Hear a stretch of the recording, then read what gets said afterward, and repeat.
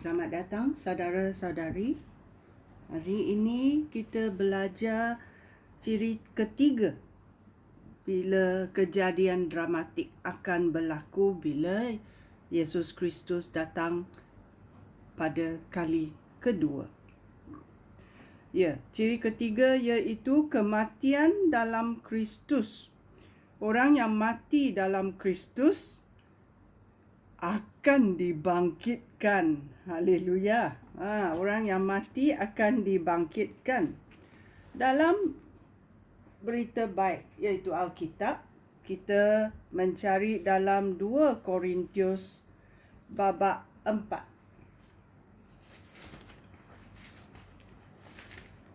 2 Korintius babak 4 ayat 14 berkata, kamu tahu bahawa Allah yang sudah membangkitkan Tuhan Yesus daripada kematian akan membangkitkan kami.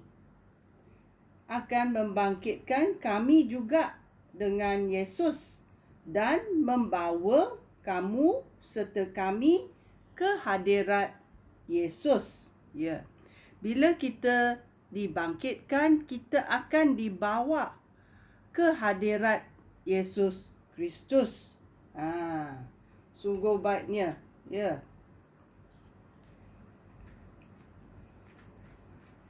Dalam Yohanes babak 6 ayat 40 berkata, memang inilah kehendak Bapa aku. Ini bila Yesus berkata kepada pengikut-pengikutnya, memang inilah kehendak Bapa aku. Semua orang yang melihat anak lalu percaya kepadanya akan beroleh hidup sejati dan kekal. Dan aku akan membangkitkan mereka pada hari kiamat. Yesus mempunyai kuasa dalam segalanya kerana ia sudah diberikan oleh Allah Bapa kepada Yesus Kristus. Dan dia berkata, aku akan membangkitkan mereka pada hari kiamat untuk bersama-sama Yesus Kristus. Dalam Yohanes babak 11 ayat 25 berkata, Yesus berkata kepada Marta, bila Yesus pergi membangkitkan Lazarus, dia berkata kepada Marta, akulah yang membangkitkan orang mati dan yang memberikan hidup. Sesiapa yang percaya kepada aku akan hidup, meskipun dia sudah mati.